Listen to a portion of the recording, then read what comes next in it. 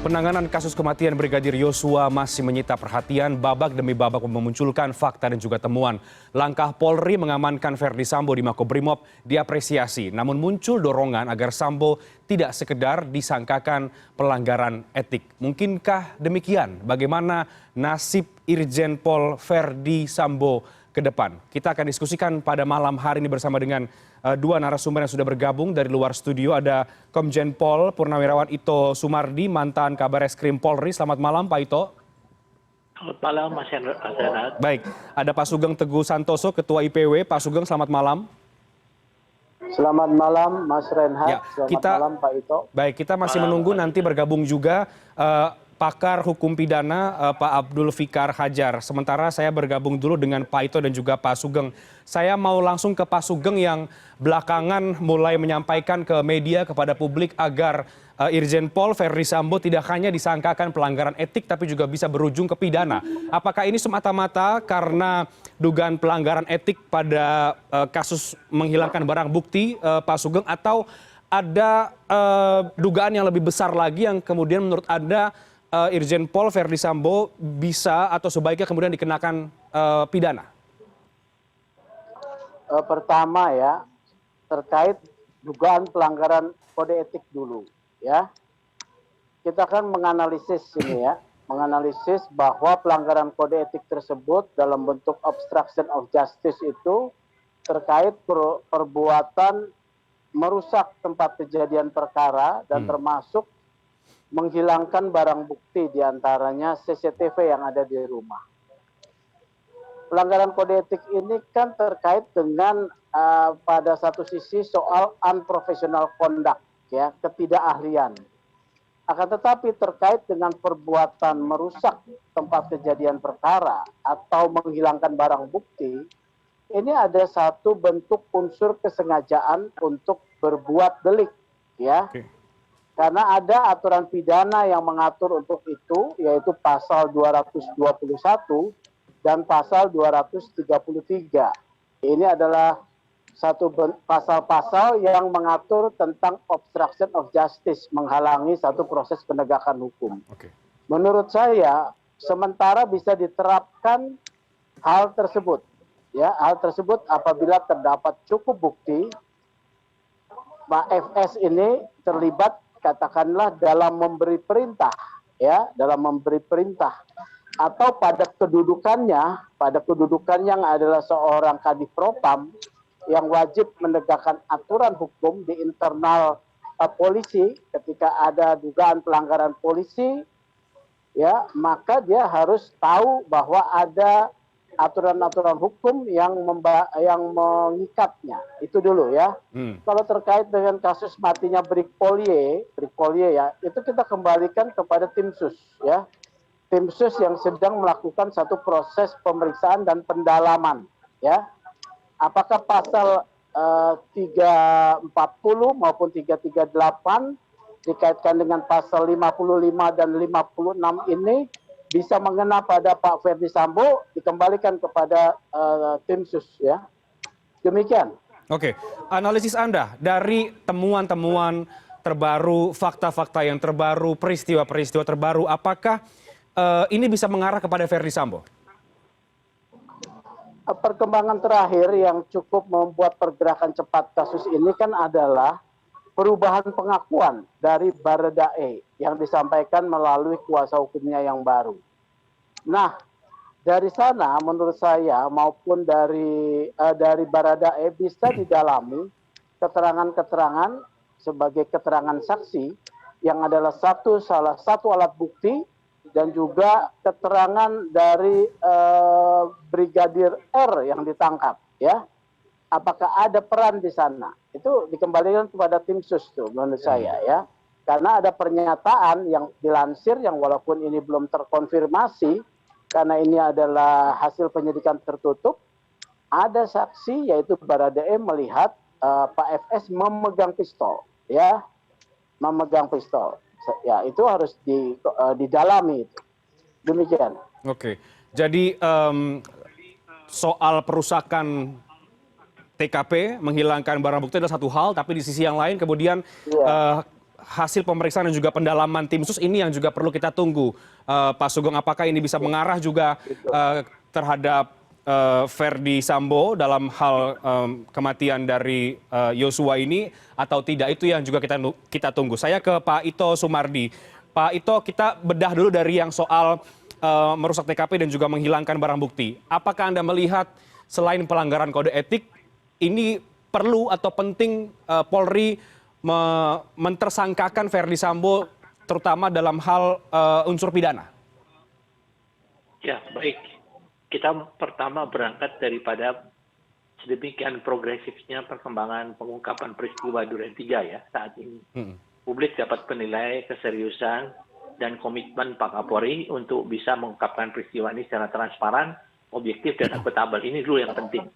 Nah, kemudian diikuti dengan mengamankan 25 personil dari berbagai kesatuan ya, baik dari satuan kewilayahan, kemudian dari Propam, dari Mabes Polri, dan juga dari Polda. Nah, ini kan dari 25 orang personil Polri ini, tentunya pertimbangannya ada pertimbangan tertentu yang mengharuskan mereka diamankan ya, termasuk Irjen Verdi Sambo ya.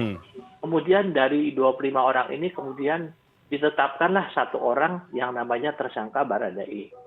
Konstruksi awal ini tembak-menembak kan saya kira kalau hanya tembak-menembak saja sudah selesai ya. Hanya Baradae dengan almarhum Brigadir J. Kemudian dalam perkembangannya, ini kan tentu Polri juga melihat olah TKP yang dilakukan tadi yang disampaikan oleh Pak Sugeng bahwa ada upaya, ada kesengajaan ya, untuk merusak ya atau menghilangkan barang bukti atau menghalang-halangi penyidikan ya, proses pengolahan TKP. Nah, ini yang tadi dikatakan namanya unprofessional conduct ya. Jadi tidak melakukan secara profesional. Nah, dari 25 orang ini kan tentunya ada peran masing-masing. Ya. Sehingga kemudian mereka diisolasi secara terpisah. Mengapa terpisah? Mengapa ada pertanyaan Pak Verdi Sambo di Brimob? Karena kalau disatukan di satu tempat, ada kemungkinan mungkin bisa berkomunikasi atau dan lain sebagainya. Tentu ini adalah trik-trik yang digunakan oleh tim khusus dan Irsus yang memeriksa ke dalam. Nah, kemudian kalau sekarang adanya perubahan pengakuan daripada Baradae, ini sangat menarik ya. Karena dia sudah ditetapkan sebagai 338 ya. Junto 5556 ini adalah ruang yang dibuka oleh penyidik ya. Kemudian dari sana mungkin tentunya dia akan berpikir tentang sanksi hukum yang diterima, dan dia juga pasti merasa kalau memang merasa tidak melakukan, dia akan mencapaikan siapa yang melakukan yang lain kan. Kemudian dibukalah oleh dia ya, siapa-siapa saja. Sekarang sudah mulai melebar ya ke arah Brigadir RR, kemudian ada supir ibu yang namanya K ya, mungkin ada di tempat. Dan di sana kan sudah dari hasil rekaman ya dari HP yang hilang itu kan sekarang sudah di tracing melalui provider. Kemudian dari CCTV dan lain sebagainya.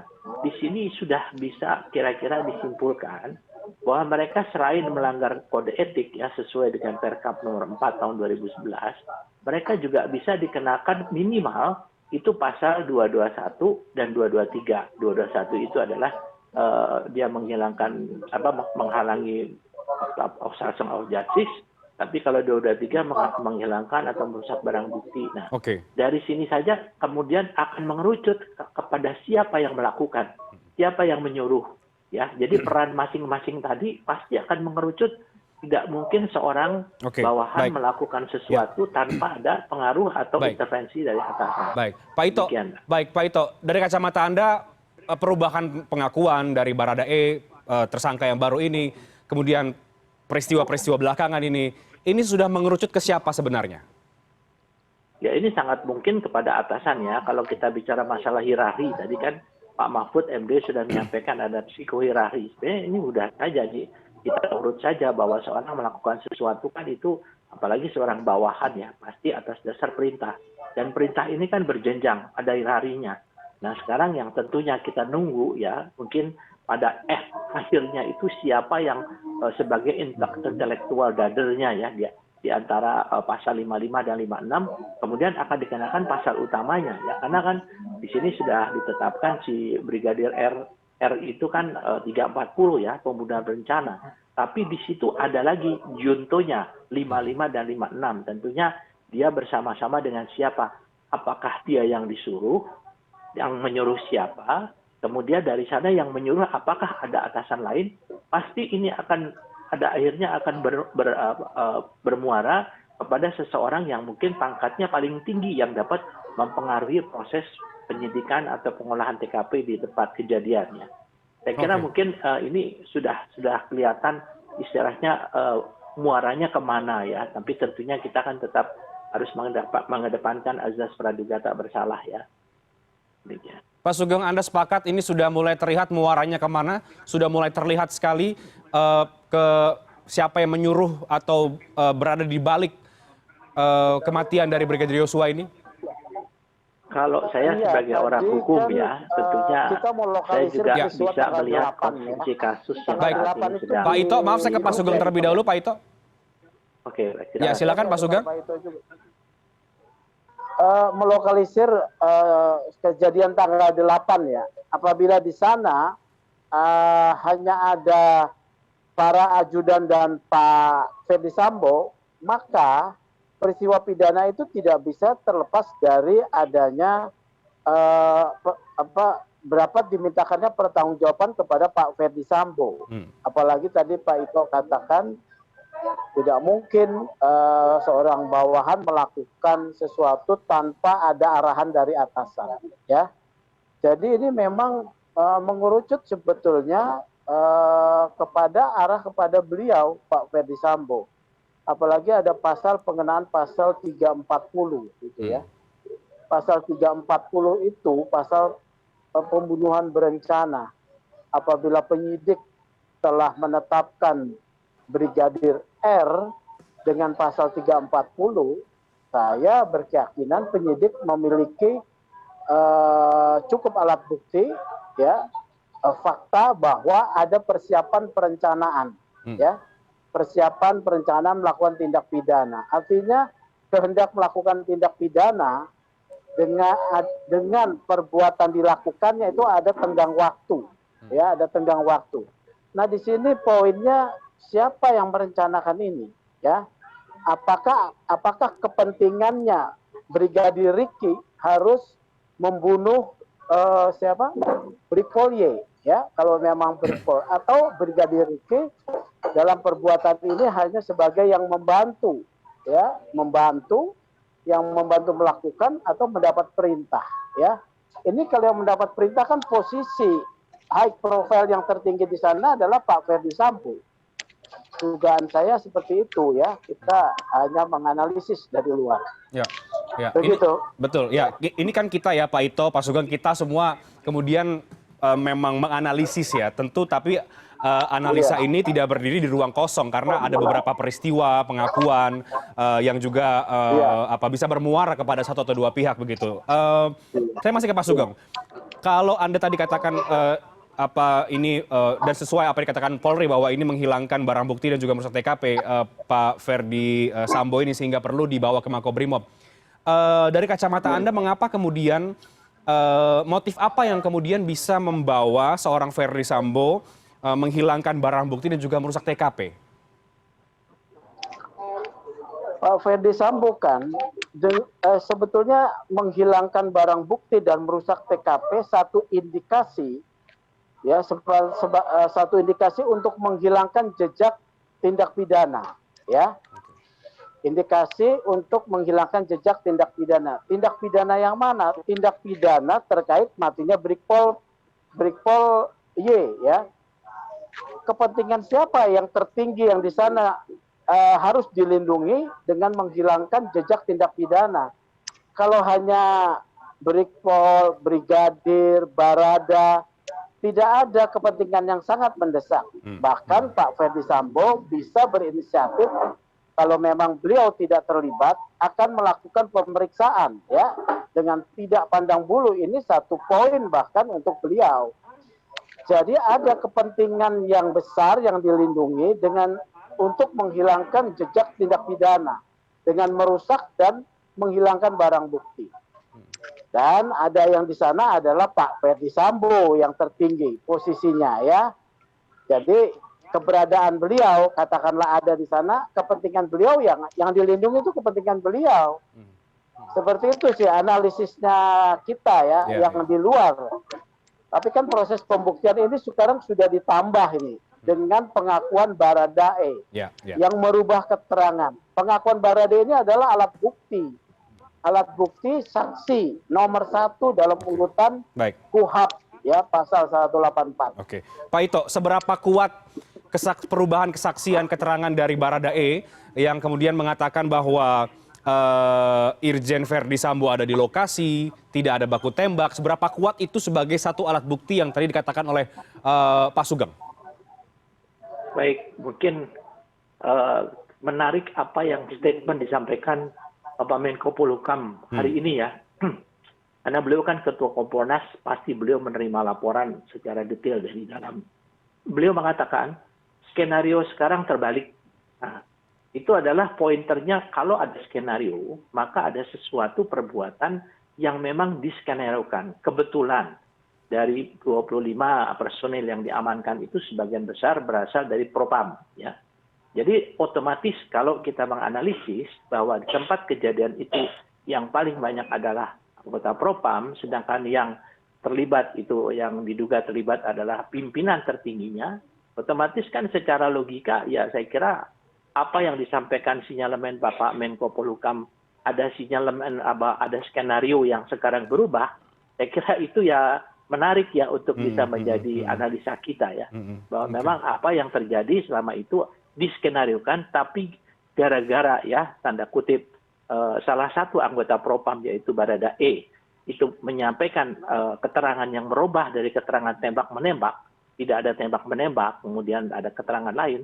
Saya kira itu juga Bapak Menko Polhukam sudah bisa menafsirkan bahwa siapa di ujungnya nanti yang paling bertanggung jawab. Saya kira mungkin demikian analisa.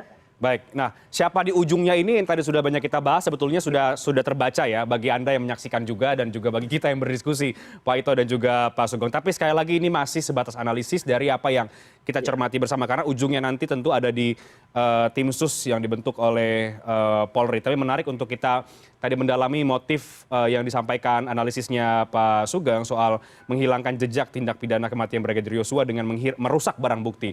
Tapi sejauh ini yang kita lihat, Pak Ito dan juga Pak Sugeng, kalau tadi Anda katakan sebetulnya siapa ujungnya dan mengarah kemana ini sudah sangat jelas, sejauh ini polisi masih menetapkan tersangka ini di level-level yang Baradae dan juga yang terbaru ini dikenakan pembunuhan berencana begitu. Sementara Verdi Sambo sejauh ini masih belum ditersangkakan. Apa yang Anda baca dari peristiwa-peristiwa penetapan tersangka ini yang masih di level ajudan begitu atau bawahan, dan besok kabarnya juga akan ada tersangka baru yang disebut-sebut adalah sopir dari Ibu Putri. Apa yang Anda baca dari beberapa nama yang sudah ditersangkakan sementara ini belum bisa mengungkap siapa ujungnya? Kita bahas nanti usai jeda. Kami akan segera kembali sesaat lagi.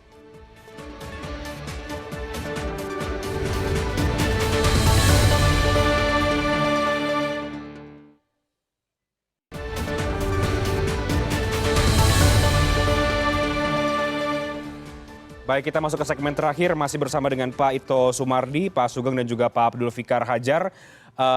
Judulnya sekali lagi menerka nasib Irjen Polisi Verdi Sambo, tapi sebagai perlu juga digarisbawahi ya bahwa kita ini kemudian sekarang berpendapat menganalisis dan juga berasumsi dari beberapa peristiwa terbaru belakangan, fakta-fakta yang baru dari pengungkapan kematian Brigadir Yosua.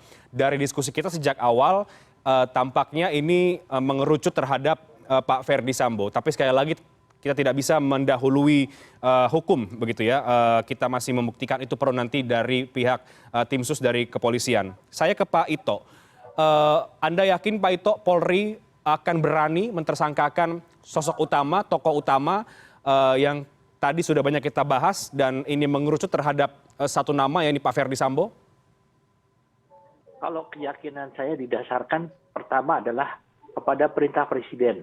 bahwa Kapolri tidak boleh sama sekali menutup-nutupi ya, apalagi mengorbankan institusi dengan melindungi seseorang. Yang kedua adalah keseriusan daripada adik-adik saya yang ada di tim sus, dan saya tahu mereka semua. Dan kami juga sampai saat ini masih berdiskusi ya. Yang ketiga adalah dari hasil olah TKP, kemudian juga scientific crime investigation yang dilakukan sekarang yang sudah on the track. Ya. Saya kira di sini pun juga selain itu saya juga merasa yakin karena Pak Sugeng ini selalu cerewet ya. Jadi beliau selalu mau mengomentari dan mengawal ya. Dan yang paling terakhir tentunya saya juga kan purnawirawan sebagai masyarakat biasa dan saya banyak sekali memberi masukan kepada adik-adik dan sejauh ini mereka sudah melaksanakan. Jadi saya yakin dengan kejujuran, kesungguhan ya untuk bisa mengungkap kasus ini, saya sangat yakin bahwa ini dalam waktu dekat akan dapat diungkap secara keseluruhan. Demikian, Mas Reinhardt. Pak, itu apa hasil diskusi Anda dengan junior-junior Anda di tim sus? Apakah memang ini akan mengerucut terhadap penentuan satu nama jenderal berbintang begitu yang bisa jadi tersangka?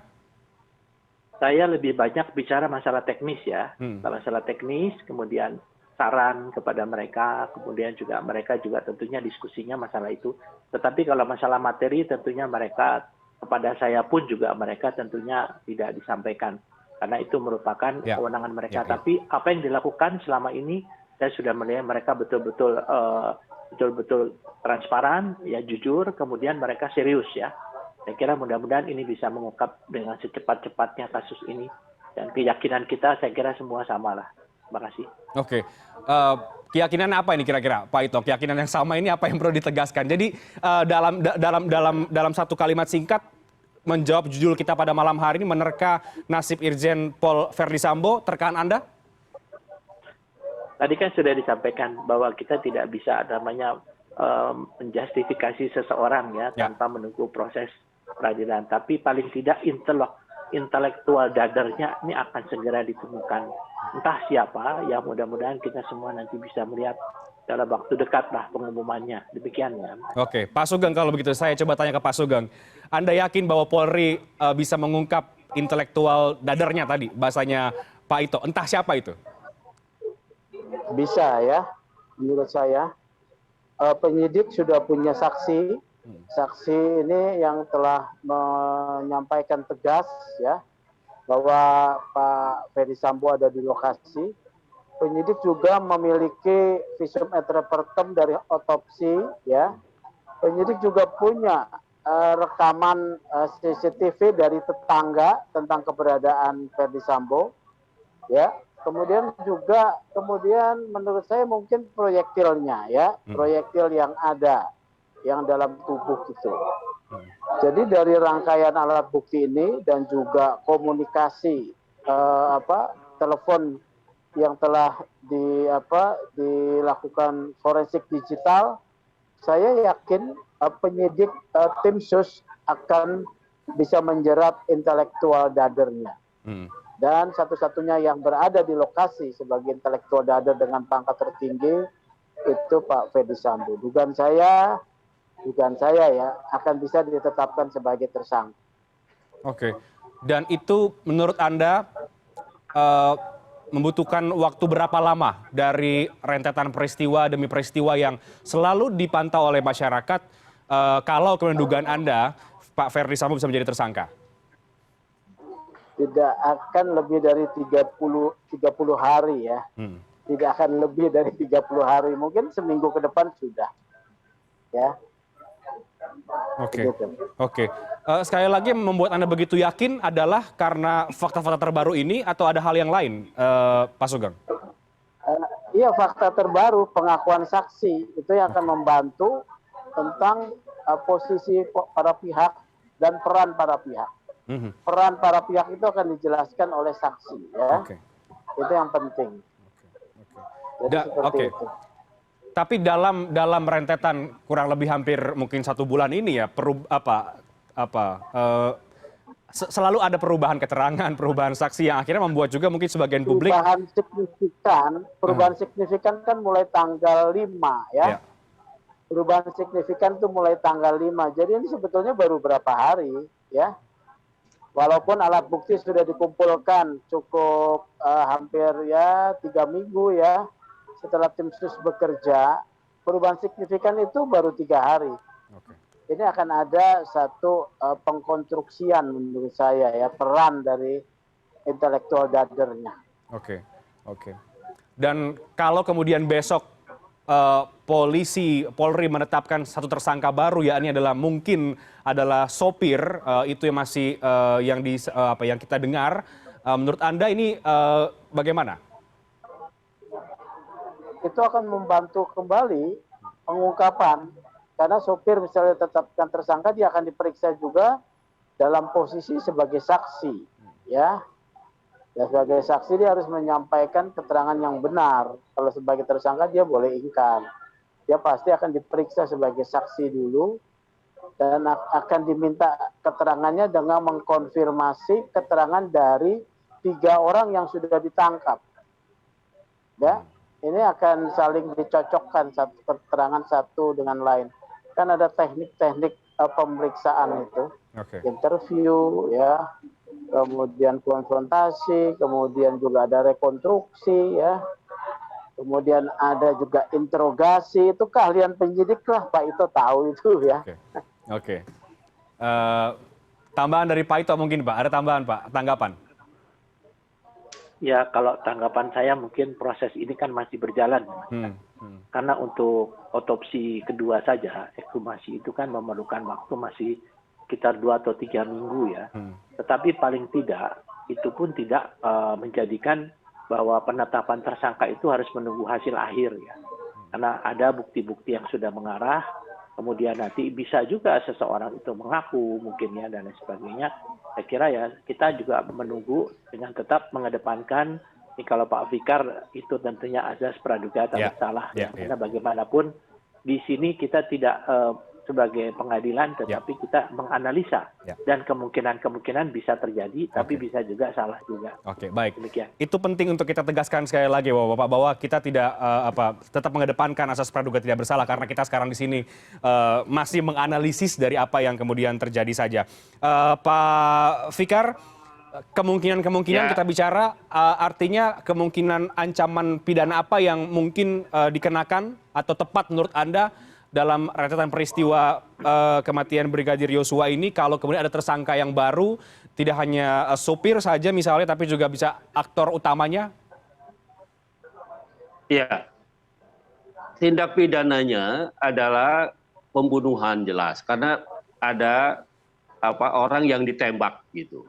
Ya itu kalau menurut saya itu udah jelas tindak pidananya pembunuhan tuh. Ya, nah karena itu sebenarnya bisa dimulai mencari motifnya gitu. Jadi orang-orang sekitar itu, apakah itu sopir, kemudian siapa Pak FS atau siapa lagi yang ada di situ. Nah, tinggal merumuskan motifnya. Kalau motifnya sudah jelas, saya kira tindak pidana itu bisa dirumuskan sebagai satu tindak pidana kesengajaan sebenarnya. Ya, bahkan lebih ekstrim lagi bisa kita katakan sebagai pembunuhan gitu sebenarnya itu, ya, pembunuhan karena umpamanya menembak pada bagian tertentu yang mematikan gitu. Nah itu juga satu indikasi gitu, dan tentu saja tidak ada orang yang menembak orang tidak kenal gitu, pasti ada motifnya gitu. Nah karena itu orang-orang sekeliling korban itulah yang sangat mungkin gitu punya motif-motif yang ujungnya adalah menghendaki kematian si korban. Dan kalau lihat ya saya kira begitu. Ya, dan sejauh ini tampaknya yang belum tercium itu motifnya ya Pak Fikar? Atau Anda punya pandangan yang lain? Tidak mungkin kejahatan itu tanpa motif gitu. Pasti ada motifnya, ya kan? Merampok sekalipun itu motifnya kan ingin menguasai hartanya korban, ya kan? Sehingga harus dimatikan atau harus dibunuh kan begitu. Nah itu sama seperti itu. Gitu pasti ada motifnya. Ya, motif apa gitu yang sangat besar, ya, bahkan kalau menurut saya kalau terbukti itu dilakukan secara sengaja, itu motif itu tidak tergantung pada nilai ekonomi loh. Dia pada ketersinggungan pun bisa, ya ketersinggungan, sakit hati dan sebagainya itu bahkan sangat dahsyat tuh motif-motif seperti itu diwujudkan dalam bentuk pembunuhan fisik yang lebih dahsyat gitu ketimbang umpamanya orang melakukan secara tidak sengaja karena itu ada kesengajaan dan bahkan ada umpamanya ada dendamnya, ada marahnya gitu. Itu yang harus diselidiki oleh penyidik, saya kira begitu. Oke. Mungkin Pak Sugeng punya bacaan lain atau sudah mencium apa motifnya sebetulnya atau bagaimana Pak Sugeng? Terakhir. Saya tidak bisa bicara motif ya. Saya tidak bisa bicara motif walaupun saya dengar ya, tapi saya tidak mau bisa bicara spekulasi motif nih, maaf nih ya. Ya, begitu. Meskipun Anda sudah mendengar beberapa dugaan atau gimana Pak Sugeng? Iya, dugaan, isu, bahkan gosip. Saya tidak mau bicara itu ya. Yang pasti ada orang mati ya, kemudian ada bukti-buktinya dan pertanggungjawaban pidana harus diminta kepada orang yang berada di yang ada di sekitar lokasi itu ya. Oke. Jadi seperti itu aja. Baik. Begitu. Baik. Soal motif, soal bagaimana proses hukumnya, mari kita serahkan ke tim sus. Sekali lagi Bapak-Bapak, kita juga tidak bermaksud untuk mendahului mendahului proses penyidikan atau hukum. Kita hanya melihat saja dan mari kita akan buktikan seperti apa dan kita akan tunggu bagaimana kita kawal bersama bagaimana proses demi proses ini ke depan untuk mengungkap misteri kematian Brigadir Yosua, soal siapa yang menjadi dalang atau aktor utamanya. Mari kita akan tunggu apakah sesuai dengan prediksinya Pak Sugeng, kurang dari 30 hari sudah bisa dibuka, sudah ada tersangka yang baru yang terhadap level yang lebih tinggi atau tidak. Mari kita akan tunggu. Menarik diskusi dan juga analisis dari Anda semuanya. Terima kasih banyak Pak Ito Sumardi, Pak Sugeng, terima kasih banyak Pak Fikar, terima kasih, selamat malam, sehat selalu. Terima kasih. Selamat malam. Ya, Mas Sugeng.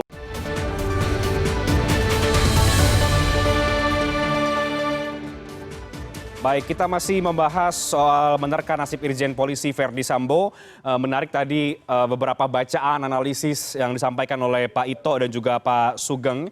Sudah bergabung bersama dengan kita juga Pak Abdul Fikar Hajar, ahli hukum pidana. Pak Fikar, selamat malam. Malam, Baik. Mas. Pak Fikar, melengkapi tadi apa yang disampaikan oleh Pak Ito dan juga Pak Sugeng ya. Ini sekarang kan kemudian Pak Verdi Sambo masih ditempatkan di Makobrimob karena diduga melanggar etik ya, yang kemudian juga didorong oleh Pak Sugeng untuk ini dikenakan tidak hanya etik tapi juga pidana. Unsur pidananya dari Anda sebagai pakar hukum pidana sebenarnya bagaimana dalam kasus ini Pak Fikar?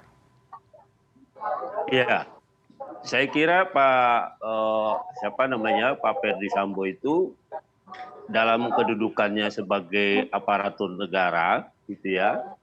Dalam hal ini adalah polisi, ya. Ketika dia melakukan satu tindakan yang tidak di samping tidak sesuai dengan tupoksinya sebagai seorang pejabat negara, gitu ya, maka ketika perbuatan itu juga ada aspek merugikan kepentingan umumnya, maka dia bisa juga dikualifikasi sebagai apakah itu tindak pidana atau bahkan kalau merugikan orang secara keperdataan juga bisa juga digugat secara perdata gitu ya. Nah, tapi dalam hal ini ketika dia tidak melaksanakan atau bahkan melaksanakan tapi tidak sesuai dengan tupoksinya, maka bisa dia dituntut atau diproses dengan umpamanya salah satunya adalah penyalahgunaan kewenangan gitu ya. Atau umpamanya kalau ada unsur lain juga secara pidana dia juga bisa dilakukan proses pidananya. Tentu saja proses pidana itu kan kecuali delik aduan itu harus diadukan atau dilaporkan oleh pihak yang dirugikan. Tetapi kalau pimpinan kepolisian sebagai penegak hukum melihat ada aspek pidana dari perbuatan anggotanya, saya kira juga tidak perlu menunggu aduan dari masyarakat gitu atau laporan dari masyarakat karena memang itu sifatnya adalah kejahatan atau tindak pidana secara umum. Karena itu tanpa harus ada laporan pun kepolisian sebenarnya bisa memproses tindakan tindakannya sebagai satu kejahatan. Selain itu tadi ya etika proses etik gitu. Proses etik oke, itu dalam konteks pekerjaan sebenarnya ya. Tapi dalam konteks kepentingan berkaitan dengan singgungannya dengan kepentingan umum, dia bisa dikualifikasi sebagai tindak pidana umpamanya. Nah, ya itu kepolisian pun saya kira tidak usah ragu-ragu ya, karena memang kepolisian punya kewenangan juga untuk memproses anggotanya. Oke. Ya, karena Baik, Pak Fikar, maaf saya potong. Sekarang ini kan Pak Ferdy Sambo ditempatkan khusus ya bahasanya Polri di Makobrimob.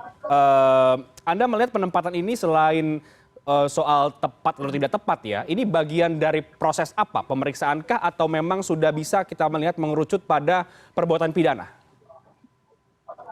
Ya, saya kira ini dalam konteks tugas dan kewenangannya ini proses penghukuman juga secara administratif sebenarnya, dengan dipindahkan dari Bareskrim ke tempat yang baru sekarang, itu juga sebenarnya sudah dalam bahasa fungsionalnya kan mutasi sebenarnya, itu kan mutasi pada bagian lain yang tidak sama dengan yang seharusnya. Nah, apalagi kemudian di tempat yang baru ada proses-proses yang dilakukan, apakah itu proses klarifikasi atau pemeriksaan atau apapun namanya gitu ya, sampai ada satu kesimpulan apakah perbuatannya masih dalam lingkup profesi atau telah melebihi itu dan kemudian bisa dikualifikasi sebagai satu perbuatan pidana. Nah, itu nanti kita tunggu hasil pemeriksaan dari kepolisian, saya kira begitu. Oke, baik. Saya kembali ke Pak Ito dan juga Pak Sugeng yang tadi sudah kita banyak bahas.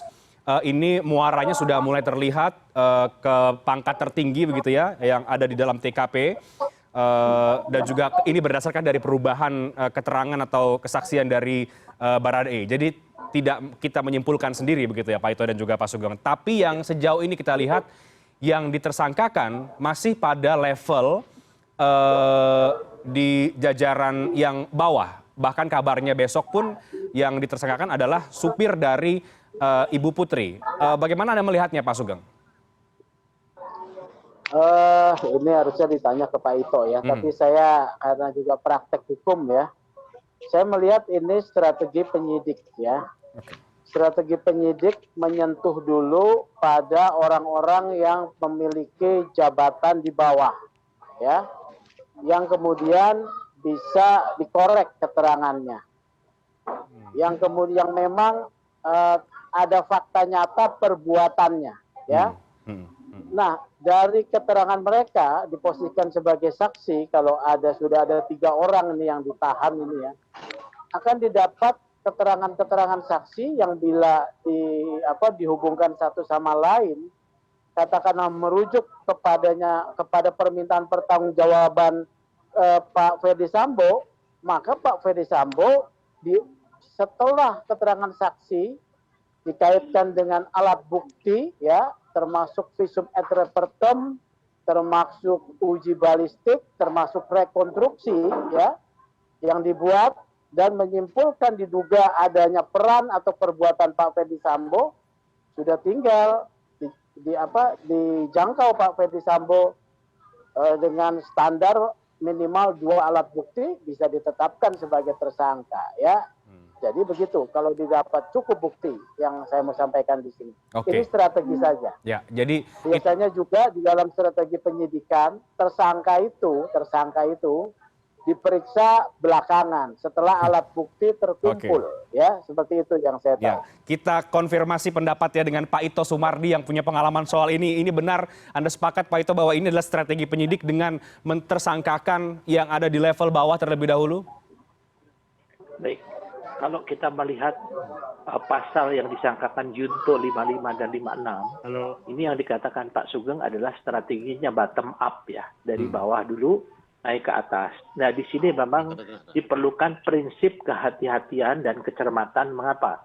Karena kalau ini disampaikan nanti untuk pengadilan, tentunya harus dikaitkan dengan bukti-bukti terkait ya. Kemudian tadi disampaikan oleh Pak Fikar juga, bisa saja polisi tanpa laporan. Karena di polisi itu dikenal dengan laporan model A, yaitu yang dibuat oleh seorang penyidik, model B itu oleh orang yang melaporkan, dan model C kalau dalam penyidikan itu ditemukan kira-kira unsur pidana lain. Selain itu, perlu mungkin di sini kami sampaikan bahwa sistem disiplin ya, penjatuhan sanksi di kepolisian itu ada, sesuai dengan yang saya sampaikan Perkap nomor 4 tahun 2011, bahwa ada 3 jenis, yaitu pelanggaran disiplin, kode etik, dan pelanggaran pidana. Mengapa ada kode etik? Tadi sudah disebutkan oleh Pak Fikar bahwa saat ini kan statusnya Pak Ferdi Sambo adalah sebagai ASN, pegawai negara. Jadi beda dengan masyarakat biasa. Sehingga di sini ada sidang kode etik, tapi tidak menyampingkan kalau pidananya ini juga berjalan. Tadi pidananya sudah dijelaskan panjang lebar oleh Pak Sugeng, bahwa kita menggunakan pendekatan bottom up. Ini yang pengalaman saya kalau ada kasus 55, 56. Karena kan kalau turut serta ini kan beramai-ramai, berjemaah istilahnya, Pak Sugeng. Nah, nanti naik ke atasnya tentunya harus diruntut, keterangan saksi dijelaskan, didukung dengan alat-alat bukti yang sudah didapat, baik forensik, otopsi, kemudian uji balistik, dan lain sebagainya. Saya kira nanti akan mengarah kepada siapa orang yang menjadi intelektual dadernya. Saya kira demikian. Oke, selain karena mempertimbangkan unsur kehati-hatian, Pak Ito, biasanya atau menurut Anda mengapa menggunakan strategi bottom up ini? Ya tentunya kalau kita ibaratnya ingin mencapai siapa yang menjadi intelektual dader, kita kan harus mendapatkan penjelasan dari orang-orang, perannya orang yang disuruh ya. Apakah orang-orang yang dipengaruhi, apakah orang-orang yang membantu, kan nanti ditanya siapa, akhirnya akan mengerucut kepada siapa yang menjadi otaknya ya, intelektual dadernya itu. Karena tidak mungkin kalau kita dari atas saja, kecuali kalau pelaku tunggal. Kalau ini kan pelakunya bersama-sama. Jadi saya kira itu yang harus dilakukan dengan sistem bottom up, dari bawah naik ke atas, ditemukanlah siapa yang menjadi pelaku utamanya. Saya kira demikian. Oke. Pak Fikar, ada tambahan dari Anda Pak untuk dielaborasikan lagi soal strategi penyidik dan mentersangkakan yang dari bawah terlebih dahulu. Ya, saya kira tinggal penyidik itu bagaimana mengkonstruksikan peristiwanya, gitu ya. Mau dari bawah, mau dari atas juga bisa sebenarnya. Ya. Tetapi biasanya dari bawah, karena bawah itu akibat biasanya, ya. Apalagi tindak pidana itu terjadi di dalam satu instansi, ya. Artinya apa yang dilakukan oleh aparatur yang paling bawah itu biasanya adalah bagian dari kebijakan di atas gitu. Nah, apakah itu kebijakannya memang kebijakan institusional gitu, atau kebijakan yang di dalamnya juga berhimpit kepentingan-kepentingan pribadi para pejabatnya. Nah, itu yang akan dicari, yang akan disusuri seperti itu. Nah, karena itu dari situ akan kelihatan penyalahgunaan kewenangannya, penyalahgunaan jabatannya, pengambilan keuntungan dari tindakan-tindakan yang dilakukan, atau kerugian-kerugian yang timbul yang dilakukan oleh para pejabat itu. Nah, biasanya memang dari bawah gitu. Karena dari bawah itulah sebagai aparatur pelaksana yang paling bawah, yang paling nyata gitu. Ya, karena biasanya yang atas itu kebijakan, merumuskan kebijakan, meskipun secara kebijakan itu benar gitu ya. Karena kebijakan diambil oleh satu tim yang memang punya kewenangan untuk mengambil kebijakan, tapi begitu turun satu tingkat, biasanya ada muatan-muatan lain, gitu ya, muatan-muatan lain yang itu yang kemudian seringkali kita definisikan sebagai penyalahgunaan kewenangan, gitu, ya. Nah, karena itu bisa dari bawah, ya, akibatnya dulu, bahwa ada akibat penyalahgunaan kewenangan itu apa, kemudian bisa naik ke atas gitu. Siapa yang bertanggung jawab gitu. Biasanya aparatur yang paling bawah itu hanya pelaksana saja. Bahkan dia dihimpit oleh tugas biasanya, ya, oleh surat perintah gitu. Meskipun yang dilakukan itu melanggar hukum gitu, tetapi ada cover surat perintahnya. Nah, itu yang mestinya ditelusuri oleh penegak hukum. Oke. Pak Fikar, dari perubahan kesaksian Baradae ya soal tembak-menembak yang kemudian diralat, kemudian dalam BAP dikatakan bahwa Irjen Verdi Sambo ada di TKP, dan juga tersangka yang baru yang kemudian disangkakan pembunuhan berencana. Ini seberapa kuat kesaksian dan juga peristiwa yang terbaru ini dalam membongkar siapa yang kemudian aktor utama dari kematian Brigadir Yosua? Oke. Nah, sekarang tinggal kan ada perubahan nih, ya, ada perubahan tembak-menembak, kemudian ada yang terakhir adalah pembunuhan berencana. Artinya memang kalaupun ada situasi yang bisa disebut sebagai tembak-menembak, umpamanya karena memang ada tembakan berbalas-balas gitu, tetapi sesungguhnya itu bagian dari perencanaan pembunuhan. Nah, bisa saja seperti itu gitu. Nah, karena itu tugas penyidik ya untuk mencari elemen-elemen atau unsur-unsur bahwa memang kematian ini atau adanya korban merupakan korban dari satu perbuatan yang direncanakan. Nah, tentu saja harus ada bukti-bukti pendukungnya. Umpamanya peranan korban, bagaimana pola relasi korban dengan pelaku gitu ya, atau dengan istri pelaku atau dengan siapapun yang dekat dengan pelaku. Nah, itu bisa menjadi petunjuk atau menjadi indikasi bahwa